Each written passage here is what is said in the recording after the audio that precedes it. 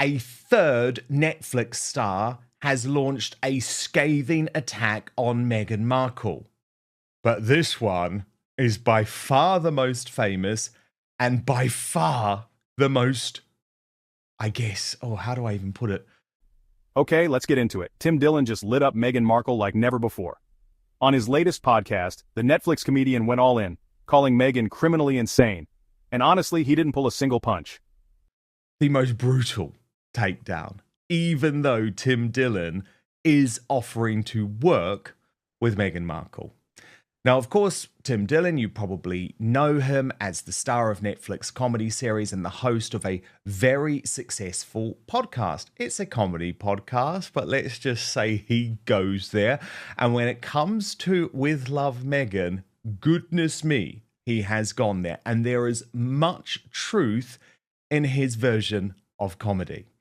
Our royal mastermind, Angela Levin, is with me now to analyze this most extraordinary piece of Netflix bashing. First up, here's Tim Dillon. Well, and what's so interesting about this, he does say that he thinks Meghan is criminally insane, but he insists that he likes her. Watch. This woman, who I have now a fondness for, is criminally insane. And what's amazing about this show and what makes it actually fun and interesting is the depths of her insanity reveal themselves throughout the program. Every person that she has on the show is someone that she hates. She doesn't have friends. Meghan Markle doesn't have friends, and this is kind of why I respect her. Friends are not part of her overall goal. She has connections. She has people whose necks she can step on to get to the next level. She does not have friends. She does not care about other human beings. She only wants power. And the only way that she feels that she can get it is by leveraging her relationships with certain people. That's not friendships. And you see in the show that there are no friends. She wouldn't know what a friend was. Everyone is fearful of her. Everyone is cagey around her. She doesn't know what's going to happen. And what's interesting about her is the thing that launched her, which was this like crazy era of like identity politics run rampant. She actually brilliantly destroys in her show. Because if you came up with the picture of an annoying, insufferable white woman, it would be Meghan Markle. Oh, Angela, this guy's brilliant. There's much more to come on this, but it's important we analyze, I think, as we go on. Firstly, isn't he spot on? Meghan Markle doesn't have friends. She has never had friends because that's why she is so comfortable with ghosting folk at a moment's notice, including, by the way, people who were like her BFFs and even her blood relatives. So he's right on that. Yes, I mean, it's a brilliant way of talking because you say the most dreadful things that perhaps could get you taken off to prison. But at the same time, you say, oh, but I love her. She's terrific. She's wonderful. So it's a big mess and you can't actually work out what was going on. And if he was arrested, which sometimes these people suggest that they will get one or two of their Meghan friends and do something nasty. It's very hard because you don't know which way to go. Meghan does the same thing, of course. She says one thing is lovely and then actually does another thing that's very hurtful. And I think you have to be very quick-minded to do that. And he's got it absolutely on. So he's bashing her as much as he can. In the meanwhile, says it's terrific how she does that. And I think, he's in safety land. So what set him off? Basically, Tim's had enough of Meghan's Hollywood hustle. He roasted her, saying she's not just annoying, but totally obsessed with fame, and completely out of touch with the real world. His words? Savage. And Angela, remember Jessica Mulrooney? This was her... Yeah, she was dropped. Yeah, but this wasn't just any friend. This was her best friend. This was her BFF. This was the woman who was by her side at the wedding, right? Whose children were part of the wedding party, part of the bridal party, but it didn't matter. It didn't matter because Tim Dillon is completely right. Meghan Markle doesn't have friends. She just has people who she uses on her climb up the corporate ladder. We know that. Now, we know that from, sorry. Yeah, no, absolutely. Yeah. But what was it from her second husband, who she'd adored, and Trevor she was Eggleston. so pleased that he helped her Her get first lots husband, of yeah. work. Yeah, first husband. And sent back her engagement and wedding ring in an envelope. That's it. That's what she said. I'm not coming back. That was it. Now, you might go off your partner, but you can actually say something, be there, show a bit of respect. But he'd shown her the places to go and the people to see, and that's all that mattered. She was fine now. She didn't have to bother. She could move on. I think Harry's near the age of that too. She's now fed up with him, and she just wants him there, like he was in number 8 in that dreadful, With Love, Meghan, indeed. she was there. He was there for 3 minutes, and all he had to say was how his wonderful she was. Contractual commitment fulfilled. Very interesting. You mentioned Trevor Eggleston, though. He has actually come out best from this, actually, because he now has a really healthy relationship. Got 2 babies now, exactly. I think, and in a happy relationship. But then Tim Dillon, you saw at the end of that clip, he moves on to the whole issue of identity politics. And that was how Meghan initially found fame in the US, by able to jump onto that woke movement and use Oprah Winfrey to try and make these claims about the royal family being racist. But here Tim Dillon makes the point that she unwittingly proved none of it was about race. Angela, watch.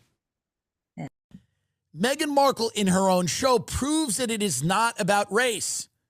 It is about the demon that lives inside of all of us and letting that demon out. But can we see that speech she gives that you just played there? Can we see that?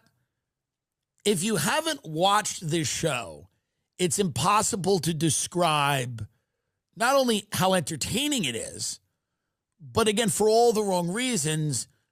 She's a very, very sick person. Angela, your thoughts? Well, I think he's spot on. That's right. I think he's absolutely got it, and he understands it totally. I think we all have a bit of a devil inside us, but we learn to control it, and we don't want it to overtake us. But I think Meghan can't get over that, and she uses that to help her climb up the ladder of success. Now then, Tim Dillon quite brilliantly goes on to talking about the damage that Meghan Markle did to the monarchy. And what he does, Angela, and I love this, he juxtaposes that damage with the sort of frivolity of With Love, Meghan. Watch. I don't know where my autistic husband is. He doesn't know where he is. He's not allowed to see his family.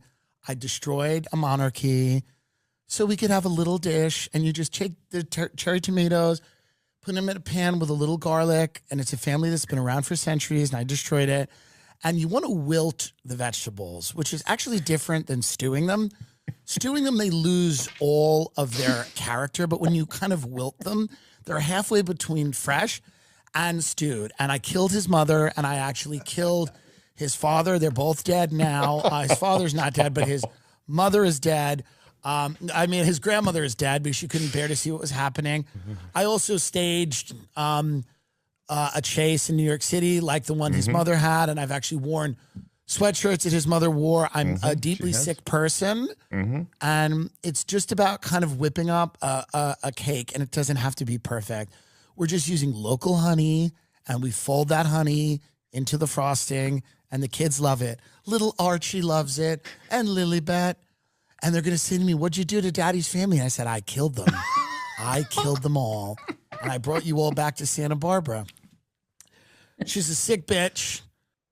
No, obviously that is his style of comedy, Angela, but it is true, isn't it, that we can't watch With Love, Meghan and sort of look at all this beauty and think that this is a wonderful woman and just forget just forget about the appalling damage that she did, including trying to destroy the final years, months, weeks, and even days on Earth for the late Queen Elizabeth II and her husband, Prince Philip. I think that's the most painful thing, because she was very ill. She was in terrible pain. And what she wanted was that her lovely Harry would be calmed down and he would feel happy again. But to nag her and to be spiteful to her and shout at her and say she's not doing enough for them is very, very cruel. It's actually somebody who knows they can win the battle very easily on someone who is very ill and has better manners. And I think that is absolutely disgusting. So, as we've talked, all the things that she's done against the most respected and delightful woman that the whole world thinks is terrific, and yet she wants to crush her and make her unhappy. And you can't believe that anybody is that cruel, but she is, and something. She can't actually be nice for very long. She can do it as if she's acting, but she can't really do it for very nice, emitting from herself. She wants to be Beyonce, Tim said, but without any of the talent. Ouch. Tim didn't stop there either. He slammed Meghan for acting like she's saving the world just because she married into royalty and left. And when it comes to those Netflix and Spotify deals... And the thing is, Angela, as Tim Dillon pointed out, we're not stupid. We haven't forgotten. Then what is most extraordinary, though, Angela, because remember, I just have to remind everyone, Tim Dillon is a fellow star of Netflix, right? And he then makes, his special is coming up, his Netflix special is coming up, and he then makes the most extraordinary offer directly to Meghan to appear on his new Netflix show. Watch. They've already greenlit season 2 of this show. My special on Netflix will be out in April. I'm trying to get Meghan to do a promo with me. She will not, I imagine. We are out to her people. I imagine it's going to be a no, but we are offering her that opportunity to laugh at herself because, again, I like her. This is what people don't get about me. I am here to appreciate humanity in all its forms. When you start judging people and becoming a moralist, the show gets very boring. I like her. What she has done, okay? What the world she has manifested is so impressive and so off the wall and insane, you can only actually sit back and kind of be in awe of her. In awe of her. She is full of the type of hate that I find aspirational. Her hatred of other people. So Angela, it's sort of like the biggest backhanded compliment in the world. Yeah, well, it saves him, doesn't it? Because he says these things and then he says, but she's absolutely, amazing. But she's actually very cruel. But, she's delightful. I'd love to work with her.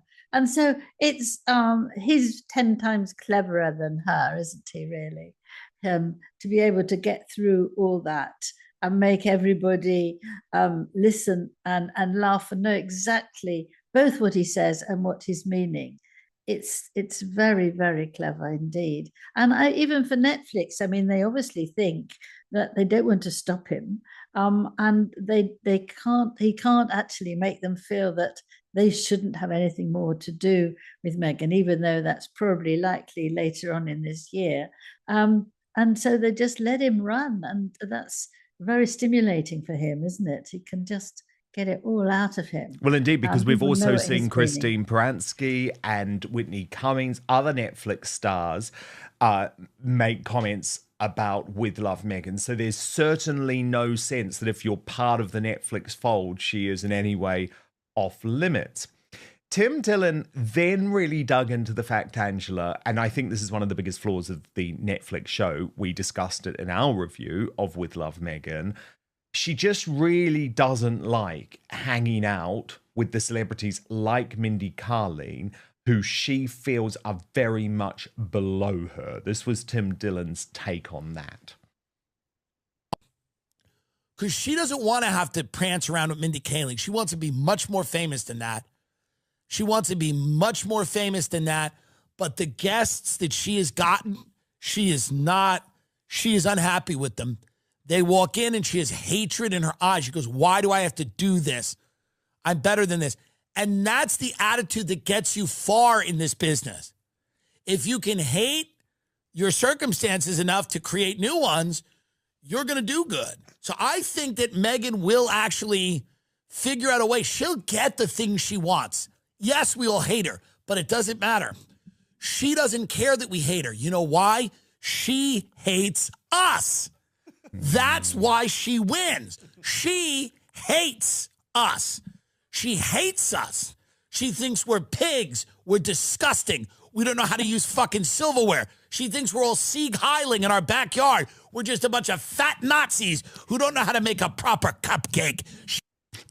And she does, doesn't she? That is the whole point. She looks down on mere mortals. Yeah, she does actually. She does. We have seen, not in that wonderful way, because it is equally funny as well as shocking, but for ourselves, that the only thing she cares about is me, me, me. And we've seen that now for several years. And it's not, I know she might look as if she's being kind, but that's because she'll get on the front page of the next paper or be, on television somehow. It's not actually what she really, really feels. And when she's gone to see people, she doesn't stay for very long. It's just there, so she's been there. And I think you can see that she does that with Harry too. I mean, I don't see how you can kiss your husband and hug him and be sweet and tuck your head in between his head and his elbow, and you sort of say, oh darling, and it's so lovely. And then she does exactly what he would hate her to do, and that is show the children faces or their bodies so that they can be recognized, because she wanted to go back and be on Instagram, and that's what she wants. So never mind that Harry really, really doesn't want that, but she wants it, so she gets it. And that's the same thing, I think, with people. She gets bored with them very quickly. They don't do exactly what she says and how she says it. She tells them off even when she's invited them onto the program. That, is absolutely astonishing that she feels she can do that. That's her first husband, yes, who loved her dearly, I think. He was very, very upset. But, no use for me. Well, and her father was gone, and her whole family. I don't know how she treats her mother. I don't know how her mother treats her, but I'm sure they have. She certainly didn't look happy in that episode of With Love, Meghan, did she? She looked utterly miserable. She looked as, why have I been dragged here type of a look, wasn't it? Which never used to be how she looked. But there she was arriving, and she was very, very unhappy. Tim called their content empty ego trips, and a ton of people are nodding along. But here's the question.